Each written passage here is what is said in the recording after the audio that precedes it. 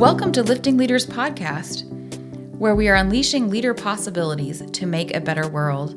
I'm Crystal Roberts, and together with Trisha Ryan, we're diving deeper into some of the complexities of the world's most critical challenges and exploring innovative ways of navigating through them.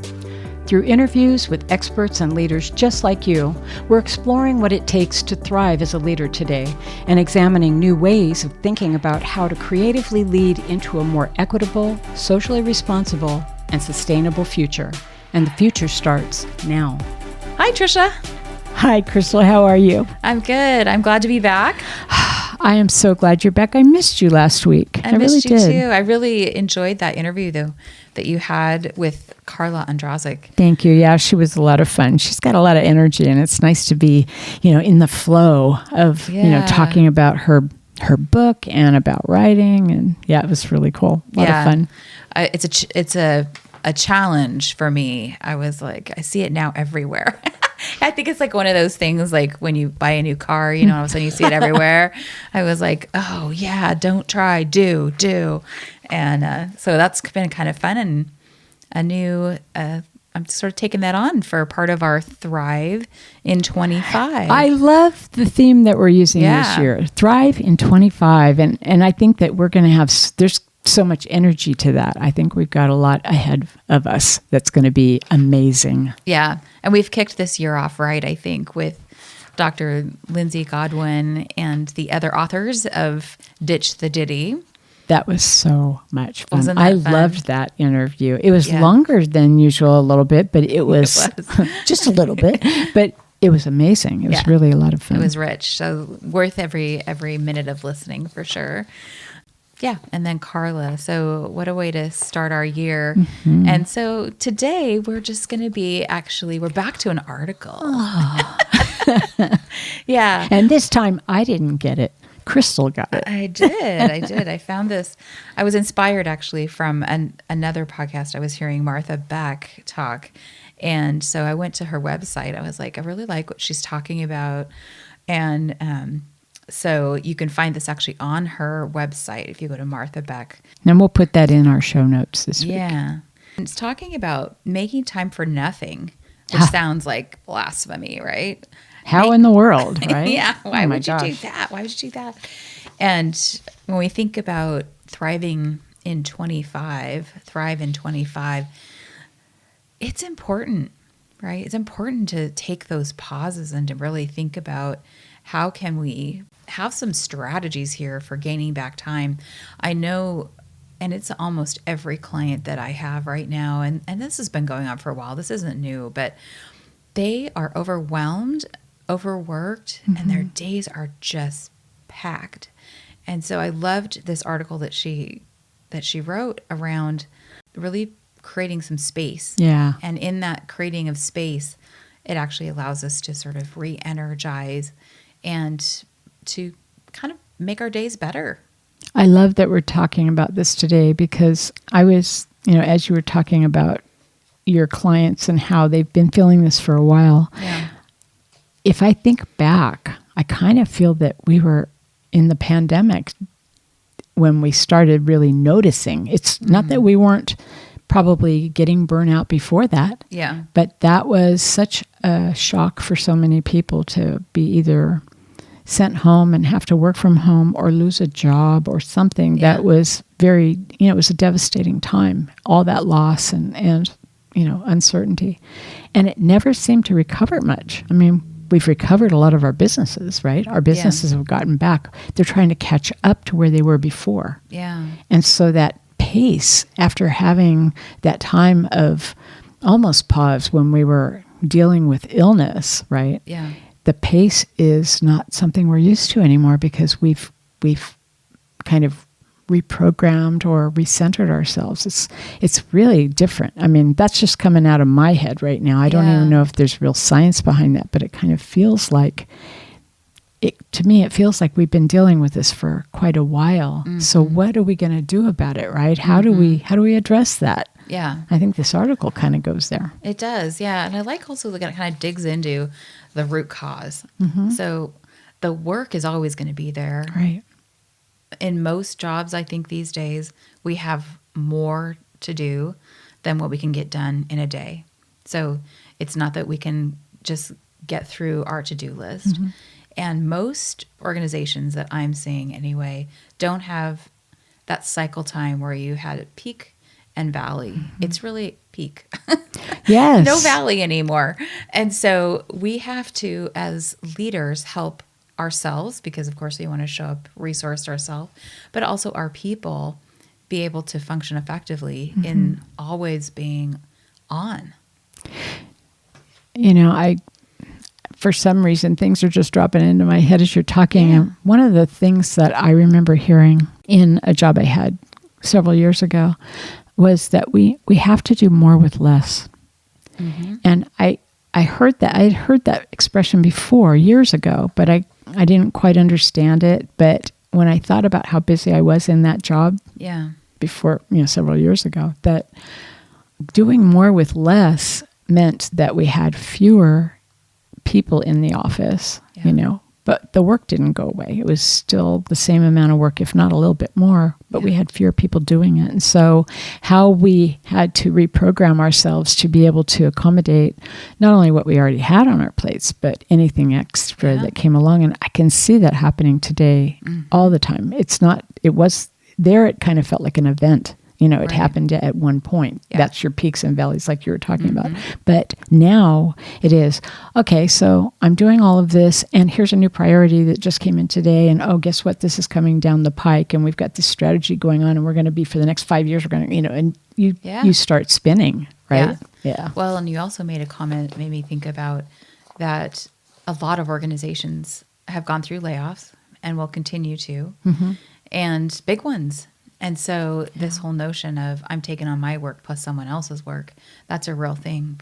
People are really sort of struggling under the weight of that. Well, and it's also the innovation being what it is. We're trying to look at new ways of doing things. And while it may help us down the line to maybe save time, we don't know. Right now, it's a learning curve. Yeah. So it feels like even more, right? Yeah. Yeah. And that whole process that it takes to actually trying to figure out, okay, now what do I do, right? What do I do? What's the new process? Who's my upline, my downline, all of that? What's my new role? And we're Americans. We live in America, and I have friends who live in other countries who do not seem to experience this same level of it, right? Yeah. And so I believe it's probably a bit cultural. It is our working culture that we want to do more with less. We don't want to, but we do more with less. We will spin on how much we are doing or how much we're not doing and need to be doing. Yeah. Yeah. What's about that? And she brings that up actually in this article as we sort of dig down into what's really going on here. And one of those pieces, just as you're talking about, it is cultural. And we value, here in the United States, we value a busy schedule. Yes. So the busier you are, the more we assume, right, the more valuable you are, the more that you're producing. And that will help you sort of, one, feel good about yourself, but also contribute to the organization and hopefully rise in the organization. Yeah. We talked about that before we got on the podcast here today, and that there's a perception often that if you're in meetings all day long, you're being productive. You're doing something. But what is your role in those meetings? Why are you in each and every one of those meetings? Do you have a role? Are you a contributor? Or are you going because you always go to those meetings, or they just wanted you around just in case? Yeah. Well, that's time, right? And time is money. And it's also consuming time that you might have spent doing something else, right? Yeah. Yeah. So when we think about sort of root cause, are there meetings that we could actually get out of if we actually, asked just as you were saying, as we ask the meeting organizer, what role can we play? And maybe there's something we can do to submit something rather than having to go to the meeting. Right. Things like that. What are we doing in our mind if we have an open schedule? How do we feel about that? Oh my gosh, we have a couple of hours that aren't booked with the meeting. Do we have to quickly sort of figure out how to book that time? or are we comfortable with having this open space? Yeah. The other thing that she asks us to think about is, and especially I would say this is probably more about time at home, because even our time at home is oftentimes very, very busy, is to think about what's going on around us not wanting to have sort of downtime. So again, it could be a value around, if I'm busy, that means I'm important. Right. It also could be a little bit of keeping us distracted. Yes, I agree with avoiding dealing with issues or feelings that we might be kind of just stuffing down and trying to distract ourselves with other things, folding our laundry. Yeah, thanks. Well, yeah, I agree with that. I think that as a distractor, I can see that probably more often, even in my own world. You know, if I've got a lot on my mind, I'm human. We're all human, and we have, our worlds are a lot more complex than just going into the office and working, right? Or just being in a job and working. Yeah. It is, we have our own lives. We have family. We have friends. We have things that are going on in relationships. We have, financial world, things we have to think about. There's a lot going on, and how we navigate it through that on our own time is one thing. But you don't just drop it when you walk into your job. That's going on too. Yeah. So when there's free time in your job, what's going on in your head? If you're not doing some work, then you may feel like you have to address or face the stuff that's going on in your head, right? Those stories. Yeah. I used to teach a time management class, and this actually came up pretty frequently, where people felt guilty if they had empty time in their schedule. Mm-hmm. It's like, I should be productive. Yeah. When maybe it's better use of your time to actually read an article. Wow. Or do some research, or create a relationship. Yeah. I love the do some research and learn something, because we often don't give ourselves enough time to do that in our world.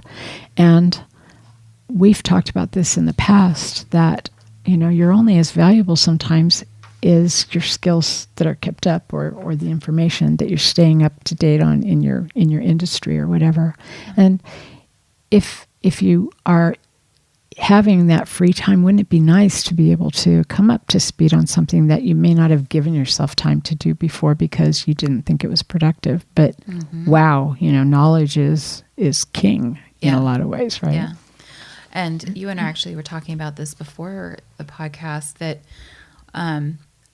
even researching or reading something that is outside of your specifically related to your work is actually really helpful, because it allows us to be more innovative and creative, because we can make connections between these ideas, which are not necessarily just specific to your work. Can you like give an example of that? Because I love that idea, and I think that's true. I mean, even in my older world, right? Going to a movie, I wouldn't do that during the day at work, but having gone to a movie and seeing a scene that just totally blows my mind, because I just had an epiphany about something at work. Yeah. And I'm thinking, how in the world do these two have anything to do with each other? But do you have any examples where that might also? I have one example where, and you were actually part of that, where we were actually in the car, and we were traveling from one location to another. And one of the things that was kind of on our to-do list was to name a new leadership development program. And just as we were chatting in the car during this trip, we went by a stadium, and the name of the stadium inspired us to name the leadership program after that. So two very different things, a football stadium and a leadership development program.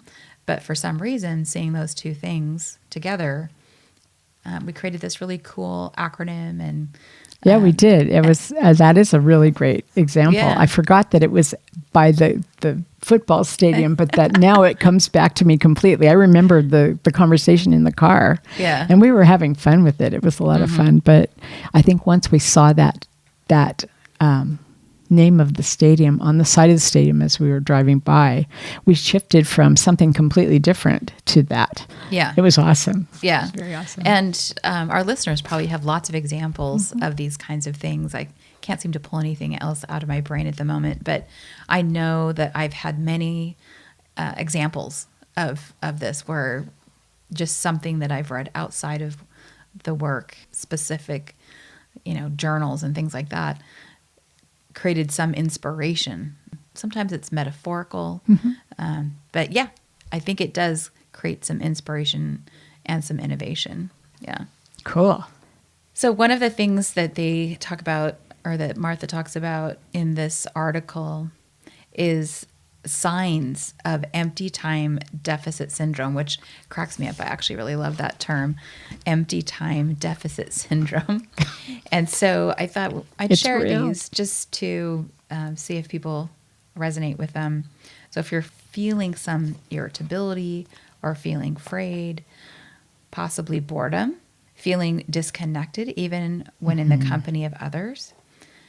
And we know there's a lot of loneliness going on right now. Being able to unwind at night or on vacation, and a sense of not being, having, or doing enough. That one worries me a little bit because that means that we have a value or something that is pushing us to judge ourselves about, our value. How I guess I'm not busy enough. I guess I'm not doing enough. I'm not busy enough. I'm not adding value. I'm not, how can I be wasting this much time, right? Yeah. Yeah. I think that a sense of not being, having, or doing enough really comes from when we haven't actually taken the time to prioritize our tasks. Sometimes that comes from if we start our day with email and we allow other people's priorities to influence what we believe needs to get done that day. So then we get to the end of the day and we haven't done anything to move our initiatives forward. Yeah. That is what you just said is so critical to me. I mean, it's just so important. And that is that email that's coming in is coming from other people, and it's coming because they have a need or they have a want or they have an idea, right? Or they just want to share. But it's their input to you. And the value you attach to each of those things is taking time away from your own agenda or your own things so that you can take care of theirs or that you can help them address theirs. And, I never really thought about it that way until we started talking about that today. And it's so true. It's you lose track of your priorities because you're working on somebody else's. Mm-hmm. Wow. Yep. Yeah. So one of the points here about creating some empty time is that it does give us the time to actually feel some of the feelings that are actually contributing to these things that we just read off that are the signs of empty time deficit syndrome. And that open space allows us to kind of deal with that. And so some of those feelings, some of those things will subside. They do talk about a caveat to that, and that sometimes when we do have that empty time, we'll have some really strong emotions that come up. And if you feel like you need some help processing those, that's a great time to reach out to a counselor or a therapist or somebody who can help you process that. We were talking about this earlier, and I jotted down a couple of points, which was, questions I could ask myself. So why am I so busy? Why am I this busy? What am I masking, or what am I, trying to distract myself from that's making me this busy? And how would I actually use this time if I wasn't doing all this busy work? How might I do? What else might I do? Yeah. Now we're going to talk about how to get empty time, right? And the first section that she identifies as prioritizing, and she has a little exercise that she offers, and that here's a little bit about it. First, contemplate the to-do list you're carrying in your head or your planner this very day. Now imagine that you're reading the list many years from now, moments before your own peaceful death. Which of the items on that list will you be glad you did, and which will mean nothing? Yeah. 90%, I think, on that list is probably going to be something that probably tomorrow, at least a week from now, I won't remember. That's the thing. Yeah. You won't even remember why it was so important at the moment. Yeah. What is it with us that we do that? And it sort of reminds me of many stories over the years where they said, at your funeral, Yeah. what do you want people to put on your tombstone, right? Yeah. I was a really hard worker. Yeah. Or that I cared deeply for my family or something. Which yeah. one? Yeah. I think it's just really powerful. Yeah. I want to kind of call out, as we were talking when we opened today, that Ditch the Ditty. So they're 2 episodes ago. Mm-hmm. They also talk about this. And so people are really wanting to dive into this concept, to go back and listen to that episode. They talk about, is it a ditty or is it a duty? Right. So there are some things that, even though we'll probably forget about them in a couple of weeks, they are things that we have to take care of. We have to pay our bills. We have to pay our taxes. Right. We have to have clean clothes. I was joking about the laundry. We have to do some of that stuff. But the point is, for those things that we maybe don't have to do, mm-hmm.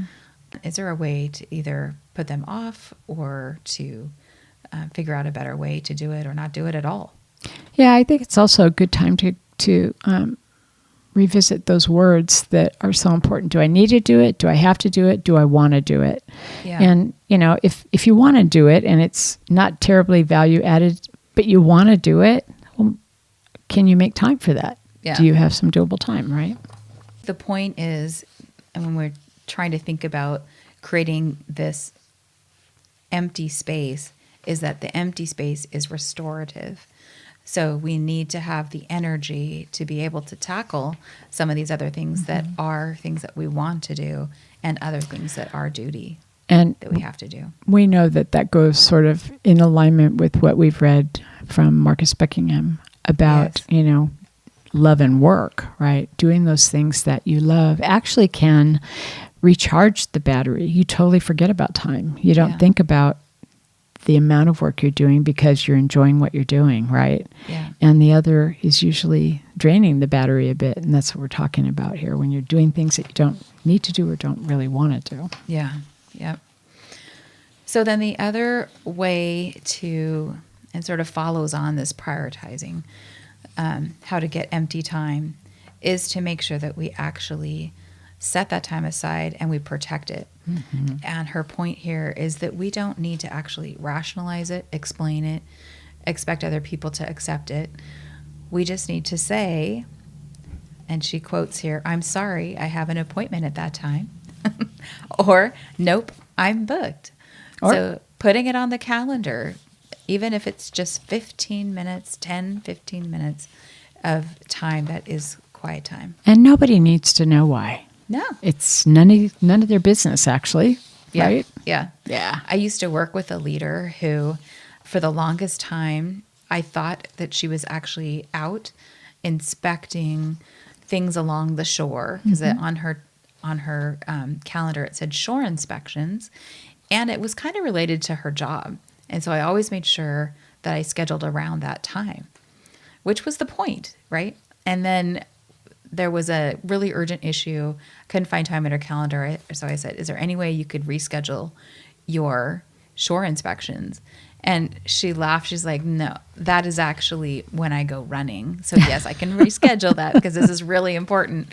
But I thought that was so funny. All this time, I thought this was actually a work task that she was doing. I love that she wrote it down and made it a priority. Yes. Because that's the next step, really, right. is promise keeping, right? Yeah.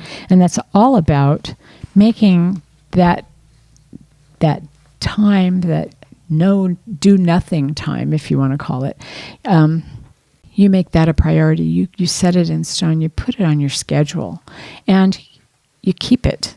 You keep that promise, because that's how you build a habit too, right? Yeah. You keep doing it over and over again. Pretty soon it becomes something that you look forward to or you long to do. And they said make a daily 10-minute appointment in the beginning, just to have empty time, and write it down so that it truly is a promise, or it truly is a priority. If you don't write it down, it's so easy to forget, right? Yep. The other thing they make a point here, which I think is really helpful, is have an accountability partner. So you can, find somebody in your life, or if you want to have somebody who's just really dedicated to you, hire a coach. Yes. Yeah. We know a couple coaches. We do. We do. We'd love to help out. Yeah. Well, and I have to tell this very short little story about one of the things that it says finding yourself doesn't require that you fly to Tibet or join a convent or build a meditation room. And I was talking about a friend of mine who built a she shed because she really wanted to have some me time. She wanted that time for herself, that calm and quiet time. And so as she was decking it out and putting all the stuff inside to make it her she shed, she kept putting more and more things in there.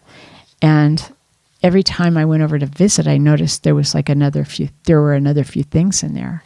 But a few weeks in, I went over and there was a printer and an office chair. And I thought, but you have an office in the house. And she goes, this is going to be my coolest she shed. I'm just going to love it. And about a month later, I went to see her, and there was an office in her she shed. Uh-oh. And she had an office in her house. What? And the only thing that I could see that really reminded me of a reflective, meditative state was a candle that was on a top shelf way in the back.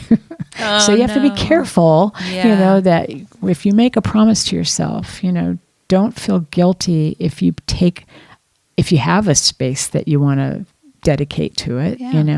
Don't feel guilty if you're not putting something that you would have expected yourself to put in there because you wanted to add value. You are adding value. Yeah. Right? Just that quiet time, just that pause is value.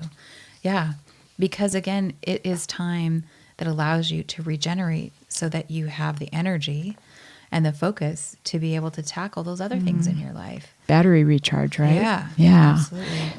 So she does go into this last portion of the article about, she calls it "Got a Minute," and it's really all about what you do or how much time you can steal away and what you might do in those different time frames with your empty time, right? Yeah, and I thought what was interesting about this was to kind of do a little pre-planning so that if you find yourself in this situation where you've got an unexpected amount of found time, that you can, instead of just being irritated by it, it's like, oh, I have to wait at the doctor's office and gee, they're running 15 minutes late.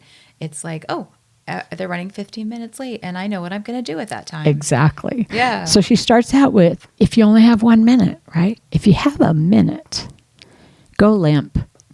Right? I love that. I love that. Just close your eyes for a second, right? And just relax and think about your shoulders and try and, take some deep breaths and let your shoulders go down. And in a minute, you can actually relax your body a little bit. And that sometimes is enough to get you through a couple hours, right? Yeah. If you have found 5 minutes, I love this one too. Forget everything. Jot down a quick to-do list and let it be your task memory so you can let your mind roam free. And to just notice, to take this time to just notice what is actually coming up for you. Oh. Yeah. I love this next one too. If you have an hour, and that feels like a luxury, I'm sure, find a reason to laugh. Read a funny book. Call your silliest friend. If you're too stressed or sad to laugh, let yourself cry.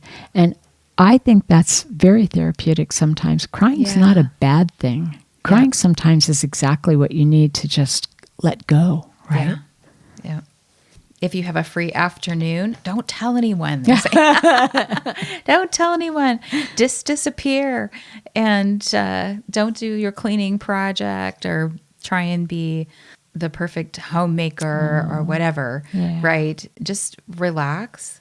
Roam your favorite places, shops, libraries, parks.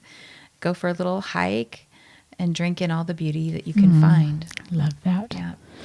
And last but not least, if you have a whole day, one whole day, that is a luxury, right? Yeah. Live it on purpose. And start reminding yourself of what you want your life to mean. So it's a deep dive, right? Yeah. Take some reflective time. Grab a pen and a journal or, a pad of paper or something and kind of write down who you are. Yeah. Right? Who am I? What do I want? How do I see myself? And it's not a test. Yeah. Yeah. And I'm a present person, and I love that they actually put in here that you should give yourself a gift. So finding something small like a wind chime or a lipstick, or even just dancing to your favorite song. And that this reminds you that receiving and giving are inseparable and put you in the zone where you simultaneously forget your ego and remember who you really are. I think that is it's a great practice to go and buy yourself a gift. Yes. Yeah. Yeah. I mean, we don't often give ourselves that. We often don't think we deserve it. But guess what? I think we do. We do. Yeah. Wow. So that was a fun review of this article by Martha Beck. And we hope that this was helpful to you as you think about thrive in 25, that it's important to create some space in your day.